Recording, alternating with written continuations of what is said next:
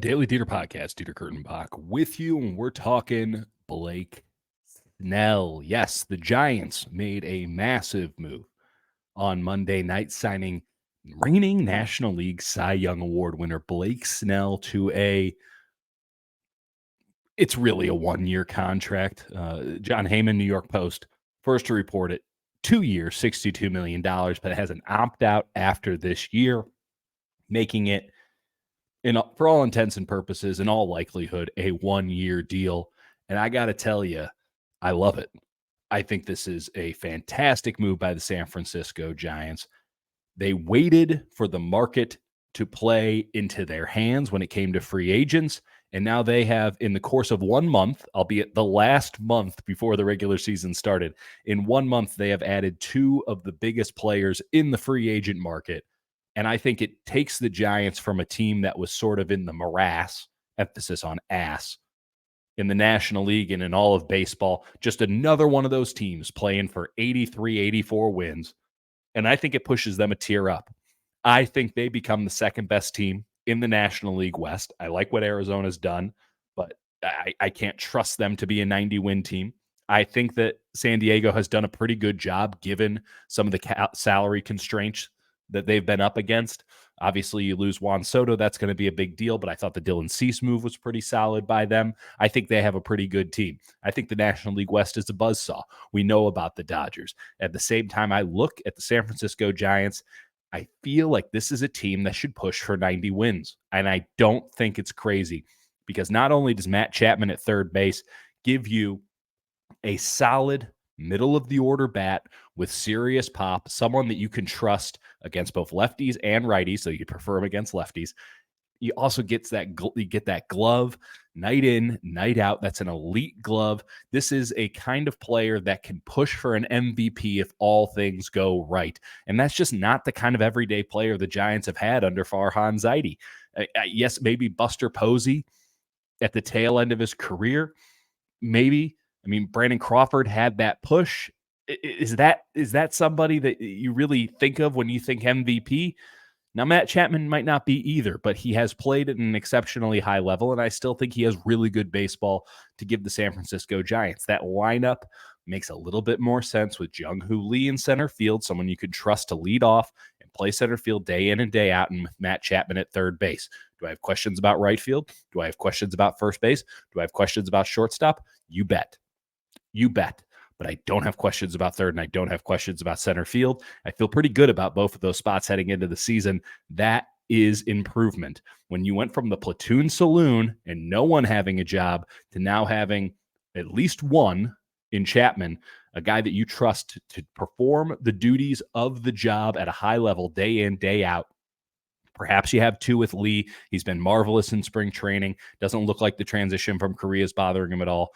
That really changes things for a Giants lineup that will be able to get runs. It really will. It's going to have to work a little harder than most. It's not like they're the Dodgers and they just have these mashers, but they can manufacture some runs. They can play a little small ball. They can steal some more bases. What a concept. I think that this Giants team has enough offense to be effective on a night in, night out basis. But then you looked at the starting pitching ranks, and you feel good about the bullpen. I mean, it's up and down this spring, and there's some questions about who the guys on the back end are. But if there's been one thing we know about Farhan Zaidi and his regime and that sort of analytics approach, it's that they're going to find dudes for the bullpen. It might not be perfect out of the gate. No bullpen is. They're going to be okay in the bullpen. They got enough arms, and they certainly have a great closer in Camilo Doval. But you looked at this starting rotation before they signed Blake Snell today, Monday, and question marks doesn't even begin to have the conversation. You had Logan Webb at the top. No question about that. Going to be the opening day starter again, as well he should be, despite the fact that he has had an abysmal spring. You just trust Logan Webb that is an aberration, that's not actually anything. You cross your fingers and you hope that trust is repaid. So there's one. It'd be nice if Logan Webb went out there and just showed us 4 really solid innings before he leaves Arizona. Maybe he will, maybe he won't. But yeah, a bit of a concern with how Logan Webb has performed so far this spring training. But he's your ace, and he's been a really, really good ace the last couple of years. And after that, you were looking at Kyle Harrison, who everyone's really bullish about. I think Kyle Harrison has a really good shot to win National League Rookie of the Year. But Kyle Harrison is your number 2 pitcher. That is a wild card if there ever was one. You want all of the upside of Kyle Harrison to just be gravy. You don't want to need Kyle Harrison every single week, maybe twice a week, all season long. He's too young to have that much on his shoulders. It's just not there for him yet. He will be the man someday. Today cannot be that day. It can't be. It's too much too early for a young pitcher who is a bulldog and has a chance to be really special. You need to give him a little bit of slack. You need to give him some rope. And the position that he was going to be thrust into at the beginning of this year, had they not brought in a viable number 2, had they not brought in somebody like a Blake Snell, was going to be, I think, detrimental to his development as a pitcher. You got Keaton Winn. He's a really solid pitcher, but were you expecting him to be your number 3? You got a bunch of guys who they were just betting big on. Guys that I don't think teams outside of the Giants were really all that high on. Guys who look like someone who can compete to be a 5th starter. Guys who on a great day can be your 4th starter. That was your 2, 3, and 4 behind Logan Webb. It was a real issue. It was to the point where Alex Cobb throwing a little bit in spring training became marquee news, because that's how few starting pitchers the Giants had and how few reliable starting pitchers the Giants had. They were making big bets on guys that had minimal major league innings and minimal major league success. And maybe it would have worked out because they do have the talent, and I'm bullish on the Giants farm system, at least as it pertains to arms. But it was a big, big bet. When you need to get 83, 84 wins, you need to be a better than 500 team, not just for the politics of everything, and not just for the season ticket base, and not just for the fan base, and not just for the TV ratings, and not just for radio and stuff. You needed it because you need to make the goddamn playoffs for the first time in a minute. You need to win some damn games. And to think that you could do that with the rotation that they had on Monday morning was somewhat laughable. Even if you believe that Cobb's coming back early, even if you feel really good about Robbie Ray, it was laughable. But now you slide in Blake Snell and things start to make sense. It was just clear that they were missing this guy. And I'm not saying that this rotation is perfect, but if you take Kyle Harrison and you slide him down one, and hell, you might need to slide him down another one in a month or so once Alex Cobb comes back. Well, now Kyle Harrison is your 4th starter. Is pretty damn good. You're feeling pretty awesome about that. Now you got Keaton Winn or whomever as your 5th starter. Okay, if it doesn't work out, you can move on to somebody else. If that guy's your 3rd or your 4th starter, well, you have to keep him in the rotation if he's struggling, because, well, the 5th guy might be struggling, or you might be Johnny Holstaff on the 5th guy. But now that he's your 5th starter, you're feeling a lot better. And you just look at this rotation and you look at this team and you think to yourself, there's something here. There's something here. You go Logan Webb, righty, Blake Snell, lefty, ground ball pitcher, fly ball pitcher, back to back. I love that combo. Throw in some Alex Cobb in there. Throw in some Kyle Harrison, giving you the heat from the left-hand side. Throw in some Keaton Winn in that heavy sinker. I'm loving it. I'm kind of digging this rotation now. Everything has somewhat fallen into place. Blake Snell was a keystone. Now, the concerns. There's a reason he was on the market 9 days before the Major League Baseball. Not even 9 days. They're going to be playing baseball in Korea, which is technically a regular season game, in a couple of days. The season's about to start. Camp's about to break. I'm getting down to spring training. Half of the guys are already going to be gone.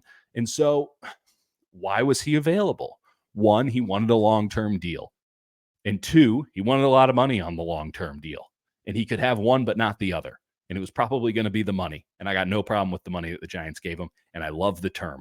I love 1-year contracts. There's nothing wrong with them. There's never been a bad 1-year contract. If Blake Snell sucks, fine. It's 1 year. Might be 2 years. You're fine. That's the challenge you take. That's the sacrifice you make. I'm not concerned about that if it doesn't work out. But I do think it will work out. In fact, I'm pretty optimistic it will work out. And it's worked out for the Giants a couple times already on a deal kind of like this. Carlos Rodon, Kevin Gausman, like this is Alex Cobb to a degree. These are the kind of deals that really do fall in the Giants' favor. And even if those guys don't stay, Let someone else take the risk of a long-term deal. Let someone else worry about if this guy's arm's going to fall off. I mean, pitching is such a dangerous game in 2024. I'm not sure I want to give term to any pitcher. I mean, even Logan Webb, I'm not sure I want to give term to. 5 years, it's like, whoa. I mean, where are we going to be then? That's a long time from now. That's a lot of UCL strain. That's a lot of shoulder capsule rotation. The way that guys throw in this day and age, they're here for a good time, not for a long time. I would be wary of giving anybody term. Most of all, a pitcher that's been in the game since 2016, right? A guy who's got some tread on the tires. A guy who has, well, how many innings has he thrown? He's thrown almost 1,000 innings in his major league career, plus the minor league stuff, plus everything. Like, I wouldn't give term to any guy like that. I wouldn't give term to a free agent starting pitcher who's not willing to sign a 1-year deal. And the Giants were able to get Blake Snell for a song. And the concerns that everyone else had about Blake Snell, the reason why they might not have been as in on Blake Snell as San Francisco, pretty straightforward. This guy won the Cy Young last year. He's one of very few, an elite few, to win the Cy Young in both leagues. He led Major League Baseball in ERA last year. He was fantastic last year. He also led Major League Baseball in walks. And you're thinking to yourself, wow, that's pretty incongruent. How can you lead Major League Baseball in walks, but also lead Major League Baseball in ERA last year? And the answer is home run suppression. And you think about where he pitched last year, you think about how he pitches. It's a high fastball. It's the low breaking ball. He's working you on two planes. Guys who are really into pitching call it the Blake Snell blueprint. And a lot of guys have copied around baseball to a lot of success. The Blake Snell blueprint with the high fastball and the low breaking ball is going to walk a lot of guys. You're not throwing in the strike zone. You're not pounding the strike zone. This is not Gabe Kapler's team anymore. He loved pounding the strike zone. It's clearly a Bob Melvin regime here. At the same time, if you're walking that many guys, but then you're also giving up home runs, that's multi-run home runs. That's a good way to not have a good ERA. And we've kind of seen that before with Blake Snell throughout his career. Now, this is a guy who has allowed fewer than one home run per game throughout his career. But in the years that it didn't go so hot, you're looking at 2019 Tampa Bay, 2020 Tampa Bay. His ERA was 4.29 and 3.24. I mean, those are high numbers for him. Next year goes to San Diego, 1.12 home runs per 9. And these are not crazy numbers. They're not. But he's had a 4.20 ERA his first year in San Diego in 2021. Meanwhile, the last 2 years, it's been 0.77 and 0.75. That's 3 home runs for every 4 games this past year. In his ERA, I mean, 2 years ago, it was a 3.38, but he had a FIP, which is a fielding independent pitching, of 2.8. So he underperformed his expected ERA. And then last year, inverse him. He had a 2.25 ERA, but his FIP was about 3.44. All it is to say is that this guy, if he gives up homers because of his walk issues, because of his pretty high walks through 9, last year it was almost 5. It was it was outrageous. I mean, it was about 1 more than the year before, but still, this is a guy who's going to walk some dudes. You get guys on base, you give up home runs, your ERA is going to look like crap, even if you do have all the stuff in the world as he does. But Petco Park is a great place to pitch. That's a place that suppresses home runs. They got a marine layer there. Well, the Giants have that to the umpteenth degree. And he's a fly ball pitcher. In his career, 60% fly balls.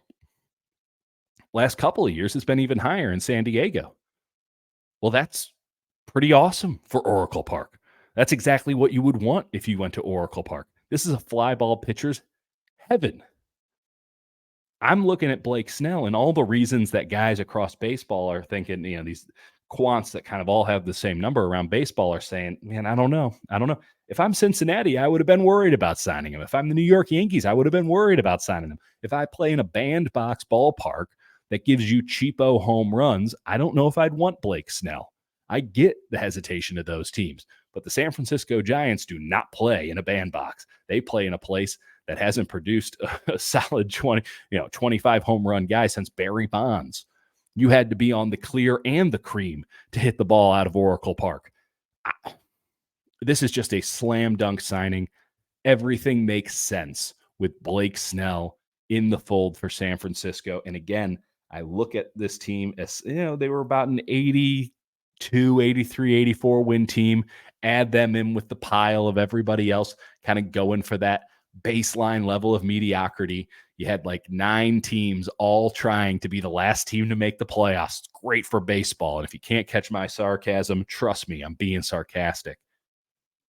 This is now a team that looks like they're going for it in a little bit stronger of a way. This is a team that looks like they have a little bit more of a give a damn than the rest of the league. And they need to. They need to have a little bit more give a damn. They needed to be spending some money. And I'm glad that they didn't get term. I'm glad they're not weighing themselves down in future years. They can stay flexible. They can pay other guys out. But this is not a team that's developed damn near anybody. Logan Webb, yes, developed him. You got him paid. And maybe down the line, Kyle Harrison falls in the same boat, and some of these other young pitchers fall in the same boat. All for that. But in terms of position players, they've developed one. They have one position player that they've developed into a major league regular, and that is all glove, no bat Patrick Bailey. That's it. Thairo Estrada was a Yankee. Marco Luciano is not making this team. I think Luis Matos should be the starting right fielder, but the Giants don't agree. So it's one. It's one guy they've developed. If that's all you have, and the only guys that you should be given both term and big cash to are guys that you develop, guys that you brought up. You maintain your own with term and cash. Anybody from the outside, you either give them you just give them the cash. Just pay them up front, short-term thinking, year by year, let's boogie. That's what the Giants need to do. That's what they have done. I think this team makes a whole lot more sense, and I think they're closer to a 90-win team than they are to an 80-win team, and that means that I'm holding them to a higher standard. They need to make the playoffs. They don't need to just be in the hunt, and I know that that's all they really want. Just get us to September so we can sell some tickets. They need to make the playoffs. Playoffs or bust for the 2024 San Francisco Giants. And that might sound ridiculous, but why would there be any other standard for the San Francisco Giants? Why would a big market, big money team have any other standard than we're one of the best 6 in our league? I don't think they're competing with the Dodgers. I don't think anyone's competing with the Dodgers, but they're going to get themselves into the tournament and have as good of a shot as anybody because of the way that baseball's playoffs are structured, which are stupid. And that is an advantage for every team that doesn't want to spend Dodger level money, that doesn't want to actually go for it. And I think that the Giants have separated themselves even just a little bit from the rest of those teams. There's that big morass, emphasis on ass. I think the Giants have separated themselves just a little bit because now they have a great 1-2 punch at the beginning of the rotation. They got a rotation that isn't as reliant on the young guys. They can bring in some of these other pitchers that they have, Alex Cobb, Robbie Ray, and augment. You don't have to rush them anymore. I think their bullpen's going to make a lot more sense now that you have clear 1-2 at the top of the rotation. You're not worried so much about if a guy's going to be a swing guy, if a guy's going to be somebody who can give you 3-4 innings. You can just slide everyone into place a little bit easier because that rotation is now more or less settled. And then you look at the position, you look at the lineup every day. Again, still not loving what I'm seeing in right field, but these are good problems to have, right? You have a young player in Luis Matos who's ripping the cover off the ball. I'd rather have that as an issue than what's happening at shortstop, where you have a young player who can't seem to hit the ball that you wanted to give the job to, but now you can't. Though Nick Ahmed has looked pretty good and Tyler Fitzgerald has looked pretty good, but you have Matt Chapman on one side. I think you have a good player in Thairo Estrada, all-star quality player in Thairo Estrada. You know Bailey's behind the plate. I think there's going to be a big season from Michael Conforto. Jorge Soler, who we don't talk about that much because he doesn't play the field, and we're still National League pilled and forget that the DH exists, is going to be awesome as a number 4 hitter. I'm liking a lot of what this Giants team is doing, and I took a while. They waited until the market cooled down like a San Francisco summer night. but I think it all worked out for him in the end. I think this is a winning signing. Blake Snell, big win. Matt Chapman, big win. And Jung Hoo Lee, who would have thought it? I think we can already call him a big win. I think the Giants are going to win maybe even 90 games this season. And while it will be far behind what the Dodgers do, they're going to be in the tournament pretty much the same way the Dodgers are going to be in the tournament. And I wouldn't be shocked if those two teams meet. It's playoffs or bust for the black and orange, and we wouldn't have it any other way.